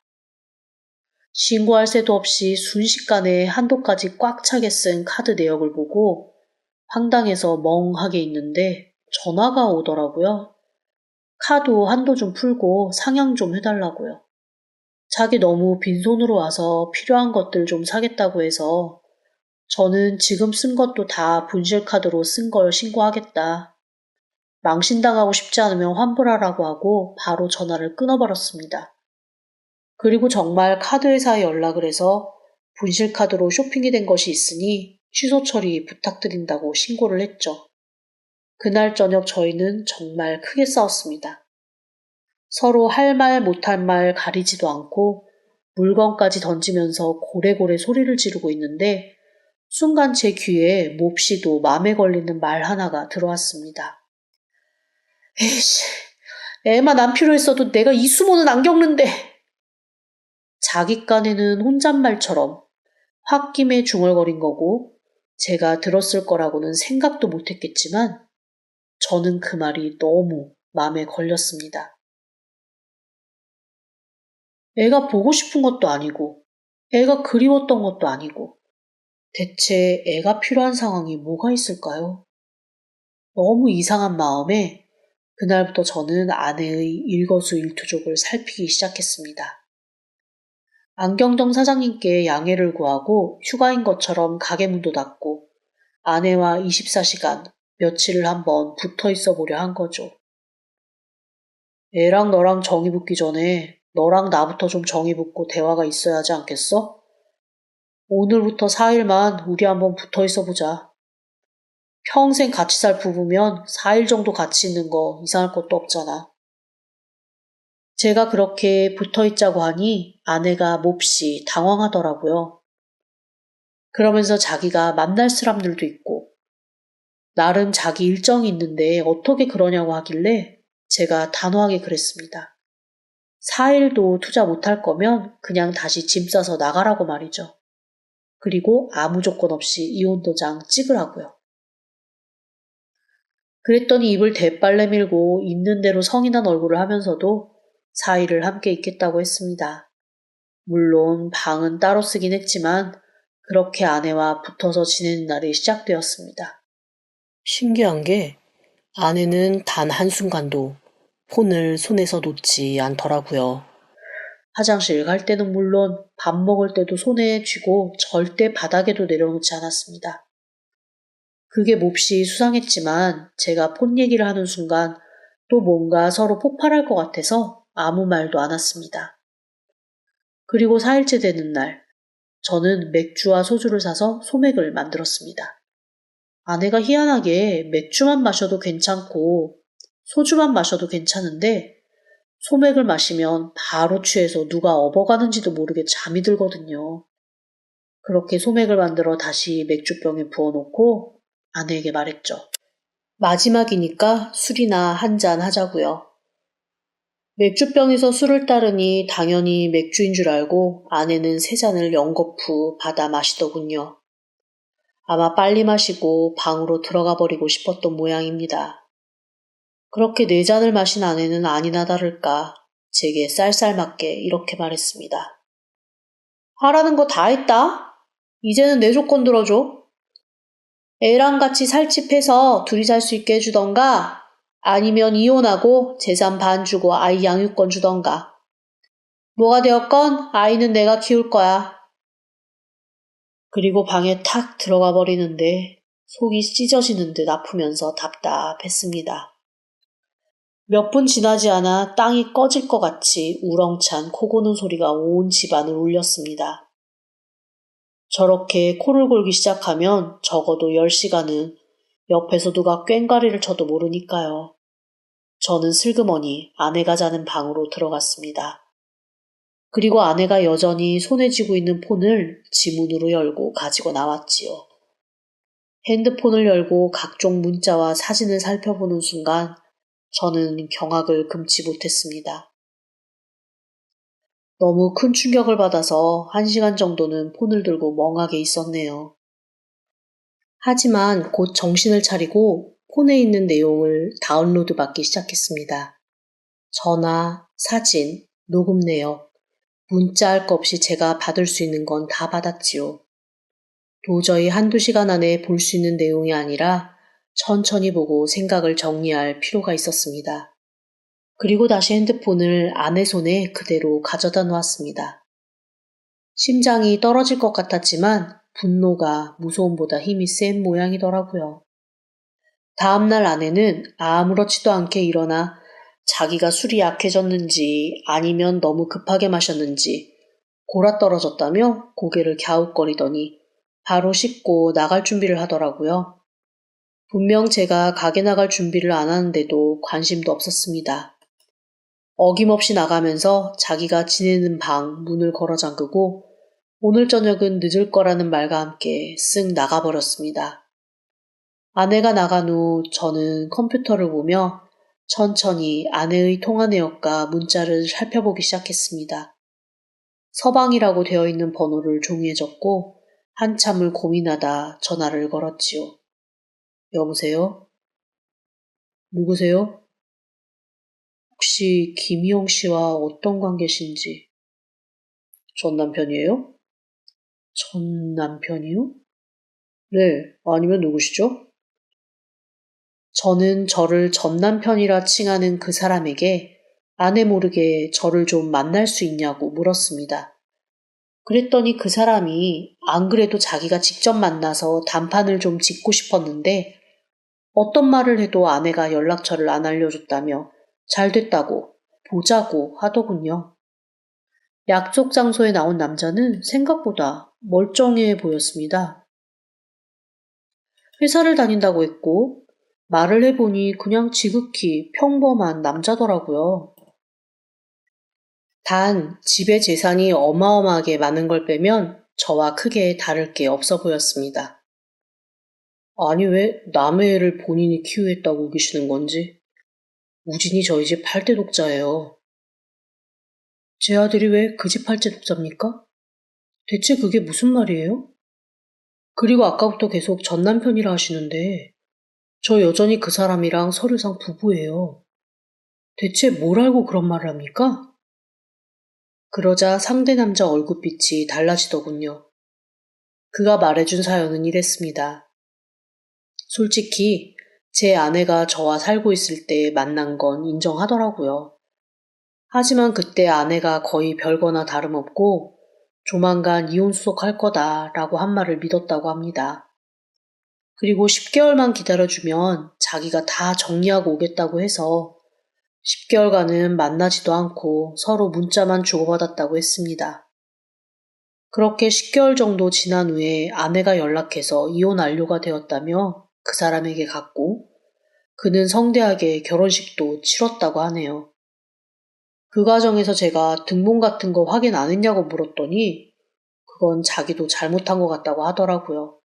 너무 믿어서 그랬다고 말이죠.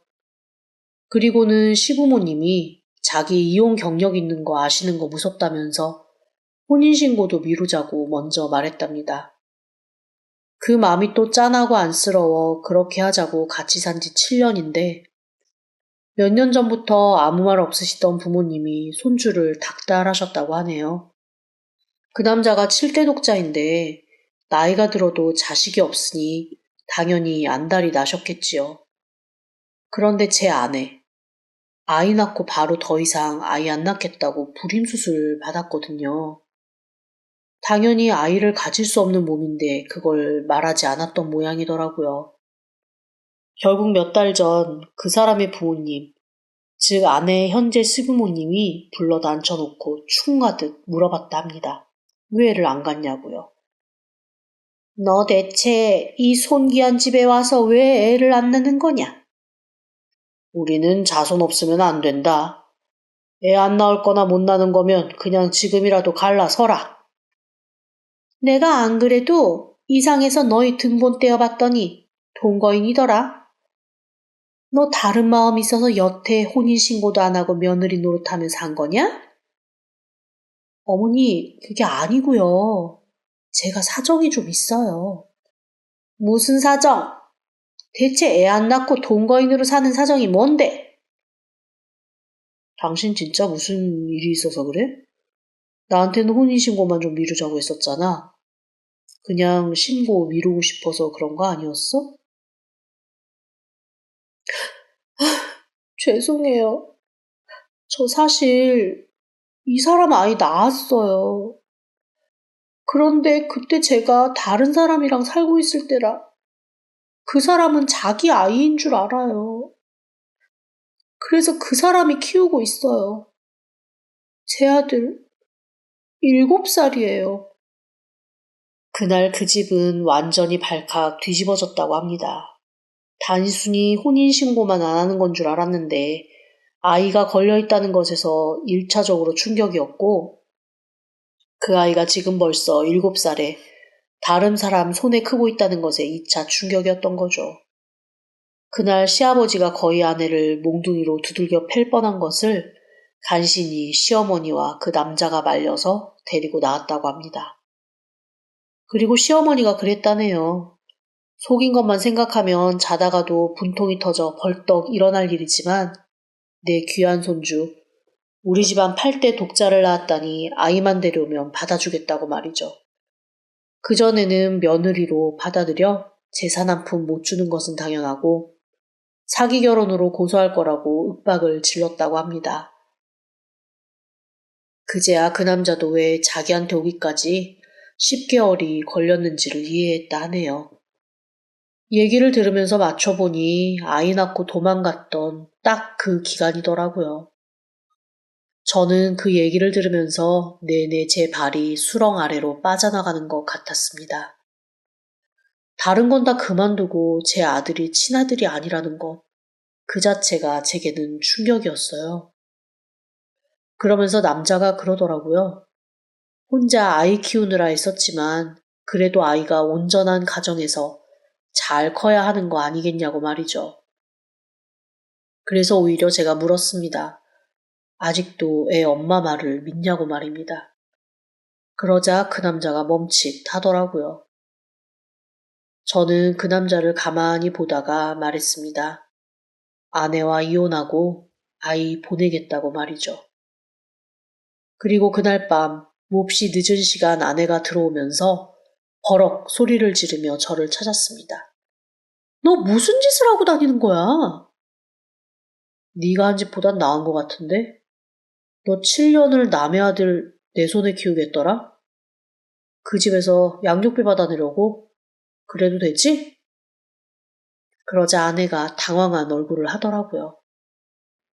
제가 역으로 양육비 얘기를 할 줄은 몰랐던 모양입니다. 따지고 보면 우리 아직 부부 사이인데 바람도 네가 피우고 다른 남자 애 낳은 것도 너고 그거 숨기고 나한테 키우게 한 거잖아. 내가 오히려 피해자 아니야? 지금도 우리 법적으로는 부부야. 네가 서방이라고 부르는 그 사람이 오히려 불륜남이라고. 그 집에서 내가 자기 아들 불륜남 만드는 거 좋아할 것 같아? 어? 제가 그렇게 몰아붙이자 애 엄마는 아무 말도 못하고 얼굴만 벌겋게 달아오른 채 씩씩거리며 저를 노려보았습니다. 그래서 뭐 어쩌라고? 이혼하자. 재산 못 줘. 조용히 합의 이혼하고 아이 데리고 가. 아이는 주는 거지? 너 봐서 주는 거 아니야. 그 집 재산 봐서 주는 거지. 대신 면접 교섭 인정해. 어머니 말해서 너 친아빠 아니야. 친아빠 아닌데 무슨 면접권이야. 사실로 따지면 아이는 다시 제대로 된 부모 아래로 가는 거라고. 분노가 명치 끝에서부터 솟아올랐지만 참을 수밖에 없었습니다. 만약 낮에 만난 그 남자가 개차반의 엉망진창이었으면 절대 애를 보내지 않았을 거예요. 하지만 싸늘해 보이는 구석이 있긴 했어도 자기 자손, 자식에 대한 애착은 커 보여서 아이에게 물심양면 저보다는 좋은 환경에서 키워줄 것 같더라고요. 아내는 어쩔 수 없이 그러겠다고 약속을 했습니다. 그다음부터는 일사천리였어요. 모든 게 합의되어 이혼도 빨리 끝났고 이혼하는 동안 아이에게 많은 것을 설명했습니다. 또 다른 아빠가 생겼는데 그 아빠가 함께 살고 싶어 하니 7년을 나와 살았으니까 앞으로는 그 아빠랑 살아야 할 것 같다고요. 처음에는 울면서 싫다고 하던 아이가 눈앞에 산더미처럼 쌓여가는 선물을 보더니 조금씩 마음이 흔들리더라고요. 아이는 아이다 싶으면서도 서운하기도 하고 이렇게 그냥 나를 잊는 게 나은 건가 싶으면서도 허전했습니다. 법률상 아내에게 재산을 안 줄 수는 없었지만 아이를 두고 떠나 있던 방치의 시간이 고려되어 저는 오히려 아내에게 위자료를 받았습니다. 그쪽 집에서는 어떻게든 자기 아이를 데리고 오고 싶은 마음에 돈으로 해결할 수 있는 건 다 하려고 하더군요. 그렇게 저는 아이를 보내고 이혼을 했습니다. 가슴 한쪽에 구멍이 뚫린 것 같을 거라 생각했는데 온 인생에 구멍이 난 것 같더라고요. 아이를 보내고 폐인처럼 지내고 있을 때 다시 그녀가 저를 찾았습니다. 아마 누나와는 계속 연락을 하고 있었던 모양이더라고요. 왜 자기한테 힘들다는 얘기 안 했냐며 저를 안아주는데 한없이 눈물만 났습니다. 그녀가 다시 제게 청혼을 하더라고요. 구멍이 메워질 수는 없겠지만 자기라는 덮개로 덮고 살아보면 안 되겠냐고 말이죠. 미안한 마음 한가득 안고 저는 그렇게 이혼 몇 달 후에 그녀와 결혼을 했습니다. 애엄마는 철저하게 제 연락을 무시하고 아이의 소식을 전해주지 않더라고요. 너무 궁금한 나머지 아이가 다닌다는 어린이집도 몰래 찾아가 봤는데 아주 멀리서 아이가 기사가 몰고 온 차를 타고 가는 뒷모습만 봤을 뿐 제대로 얼굴 한번 보지 못했습니다. 이미 제 아이가 아닌 것을 아는데도 키운 정이 무섭기는 하더라고요. 저희 누나는 아이를 보내놓고 근 한 달을 죽도 못 먹고 누워 있었고 나중에 형한테 들으니 조카들도 몇 날 며칠을 학교도 안 가고 집에서 울며 불며 동생 데려오라고 떼를 쓰는 통에 형수까지 몸살이 났었다고 하네요. 온 집안을 난리 속으로 몰아넣은 저 대신 아내가 동분서주 많이 애썼습니다. 누나 죽이며 반찬 챙겨주면서 달랜 것도 아내였고 형네 집에 가서 몸살로 누운 형수 대신 애들 밥 챙기고 집안 정돈 도와준 것도 아내였죠. 저는 뭐 제정신이었나요? 저 대신 가게 관리도 하고 아르바이트 안경사구에서 가게도 꾸려나가면서 아내는 제가 이겨낼 수 있게 물심양면으로 도왔습니다. 그런 고마운 여자가 옆에 있다는 것이 너무도 행복했지만 제 마음은 그래도 여전히 허전했습니다. 길 가다 비슷한 아이만 봐도 눈물이 앞을 가려서 걸어갈 수가 없을 지경이었어요. 그러던 어느 날 애엄마의 현재 남편, 서방이라 저장되어 있던 그 사람에게 전화가 왔습니다. 혹시 아이에게 무슨 일이 있는 것은 아닌가 싶어 얼른 받았더니 저를 한번 보고 싶다고 하더라고요. 그래서 나간 자리에는 처음 봤을 때와 인상이 너무 달라진 사람이 하나 앉아 있었습니다. 부탁드릴 게 있어서요. 혹시 머리카락 좀 주실 수 있겠습니까? 제가 왜 그러냐고 묻자 그가 심각하게 망설이다 대답을 했습니다. 얼마 전 아이가 다쳐서 병원에 갔는데 혈액형이 A형으로 나왔다고 했습니다. 아내가 O형이고 자기는 B형인데 어떻게 A형이 나왔는지 모르겠다며 자기네 집안에 A형은 한 명도 없다고 하더라고요. 그러면서 제게 혈액형을 물었습니다. 저는 AB형이거든요. 그랬더니 더 심각한 얼굴로 유전자 검사를 의뢰하긴 할 건데 혹시 아이가 제 아이인 것으로 밝혀지면 어떻게 하겠냐고 물었습니다. 저는 당연히 제가 키울 거라 했습니다. 재혼하셨다면서 아내분 의견도 들어보셔야 하는 거 아닐까요? 제가 키울 때도 그 아이의 엄마가 되어주고 싶어 저랑 결혼하겠다고 한 여자예요. 당연히 함께 해줄 거예요. 부럽네요. 그의 마지막 말인 부럽다는 말이 너무 진심이라 저는 오히려 그가 불쌍하게 느껴졌습니다. 그 자리에서 머리카락을 뽑아 건네주고 나오는 길. 누군가의 불행이 저에게는 행운일 수 있겠다는 희망이 좀 생기면서 발걸음이 가벼워지더라고요. 집에 와서 아내에게 자초지종을 말했습니다. 그랬더니 제 짐작대로 아내는 너무 좋아하면서 꼭 데리고 올 수 있으면 좋겠다고 두 손 모아 기뻐해 주었습니다. 저는 희망 반, 걱정 반으로 결과를 기다렸습니다. 그리고 몇 주 뒤 그 사람에게 전화가 왔습니다.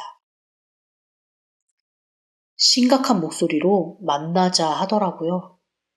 저는 속으로 이 사람 아이가 아니구나. 내가 데려올 수도 있겠다 하는 생각을 하며 불이 나게 약속 장소로 뛰어나갔습니다. 세상에 사람이 그렇게 변할 수 있나요?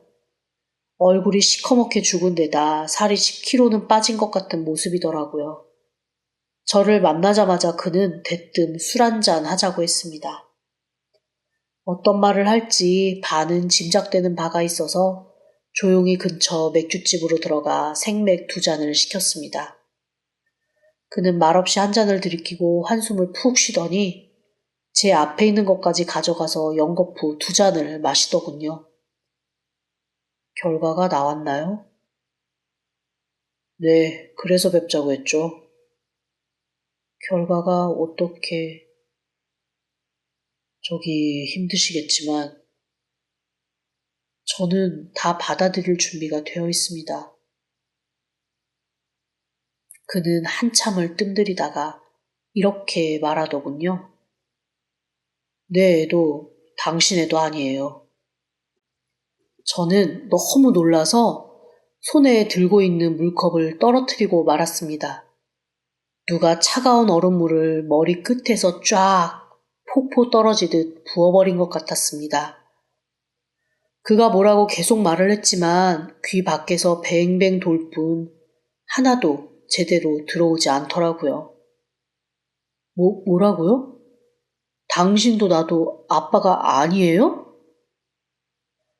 제가 정말 이러다 사람 잡겠다 싶을 정도로 잡았더니 한다는 말이 클럽에서 놀면서 몇 번 원나잇을 했는데 누군지도 모르고 이름도 모르고 아는 게 없답니다. 마침 임신을 알았을 때는 그나마 저랑 당신 둘하고만 잠자리를 가질 때라 둘 중 하나겠거니 했대요. 나 참. 저는 더 이상 이 여자랑 못 삽니다. 아직 혼인신고도 안 했고 그냥 쫓아낼 건데 문제는 아이가 제 아들이에요. 제가 데려옵니다. 지금 당장 데리고 올 겁니다. 애 어디 있습니까 지금? 저는 벌떡 일어났습니다. 그런 곳에 단 한순간도 제 아이를 두고 싶지 않았거든요. 그러자 그 남자가 희미하게 웃으면서 그러더라고요. 어쩐지 저는 그렇게 말할 것 같았다고요. 안 그래도 아이 짐 다 싸놓았고 아이가 친할머니, 친할아버지라고 생각했던 분들과 함께 있다며 지금 데리고 오게 하겠다 했습니다. 그리고 자기 부모님에게 전화를 하더라고요. 저도 아내에게 전화를 했습니다. 이미 제게 얘기를 듣고 이제나 저제나 기다리던 아내는 자초지종을 듣고 그러더라고요.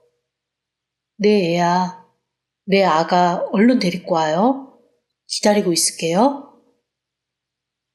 아내에게 알겠다 대답하고 전화를 끊고 맥주집 앞에서 서성이고 있는데 아이 어린이집에서 봤던 세단이 스르륵 미끄러져 들어왔습니다.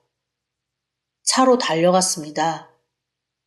아이가 차가 멈추자마자 구르듯 뛰어나와 제게 안기더라고요. 아빠!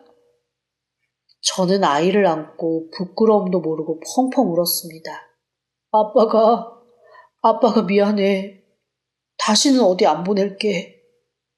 우리 아들 아빠가 너무 보고 싶었어. 나도. 아빠도 고모도 삼촌이랑 사촌 형아들도 너무 보고 싶었어. 그리고 나 엄마, 아니 이모 너무 보고 싶어, 아빠. 이제 그 이모가 엄마야. 진짜? 나 그러면 엄마라고 불러도 돼? 그럼 어서 집에 가자. 엄마가 기다려. 아이는 언제 울었냐는 듯 눈물을 씩 닦고 제 품에 폭 안겼습니다. 저는 세단에서 내린 두 노인분에게 그동안 아이 잘 살펴주셔서 감사하다고 인사를 했습니다. 어르신들은 착잡한 얼굴로 정들었는데 라며 제 손에 봉투 하나를 쥐어주시더군요. 이거 그냥 동네 할머니가 주는 용돈이다 생각해요. 내가 이래저래 부모들한테는 괘씸하고 야속한데 아이는 참 잘 키웠어. 예뻐. 핏줄이 아니라 속상할 만큼 예뻐요. 혹시 괜찮다면 그냥 가끔 동네 할머니, 할아버지한테 놀러 오듯 애들 있고 한 번씩 얼굴 보여줄래요? 우리 사는 동안만이라도. 그 어르신 얼굴은 정말 아쉽고 착잡해 보였습니다. 짧은 시간 동안 아이에게 정을 많이 주신 듯 했지요. 저는 그러겠다고 대답하고 아이의 짐을 한 손에 끌고 한 손으로는 아이를 안고 집으로 갔습니다. 집에 도착하니 온 식구가 다 모여 있더라고요. 아이는 간만에 고모와 삼촌, 사촌들 사이에서 세상 더없이 행복한 얼굴을 했습니다. 그리고 이모가 아닌 엄마라고 마음껏 부를 수 있는 걸 행복해하며 아내 품으로 파고들더라고요. 아내가 어찌나 울던지 그 모습을 보고 누나가 저를 끌고 구석에 데리고 가 이렇게 속삭였습니다. 너, 네 아내 힘들게 하거나 슬프게 하거나 하면 내가 죽어서도 저승에서 쫓아와 내 놈 등짝을 후려칠 거야. 네 모든 복은 다 네 아내한테서 나오는 거니까 죽으라면 죽고 살라고 하면 살아. 절대 복종. 그것만 머릿속에 넣고 살라고. 알았어? 저는 누님 말에 깊게 고개를 끄덕였습니다. 그날 밤 저는 아들을 가운데 두고 아내와 누워 셋이 처음으로 잠자리에 들었습니다. 완전한 행복이 거기 있더라고요. 아이 엄마는 저한테도 한 푼 못 받고 그 집에서는 혼인신고도 안 한 상태여서 정말 한 푼 돈 없는 상태로 쫓겨났다고 하네요. 친정으로 갔을 텐데 거기서도 환영받는 것 같지는 않습니다. 저는 조만간 가게 정리도 하고 집도 새로 구해 이사를 하려고요. 안 그래도 안경점 사장님이 지방에 분점을 내고 싶은데 가서 해볼 생각이 없냐 하셔서 지방으로 이사를 갈까 진지하게 고민 중입니다. 사실 지금은 아프리카 취남단을 가건 북극에 가서 살라고 해도 할 수 있을 것 같습니다. 아내와 아이가 옆에 있으니까요. 정말 태어나서 처음으로 완벽하게 행복한 요즘입니다.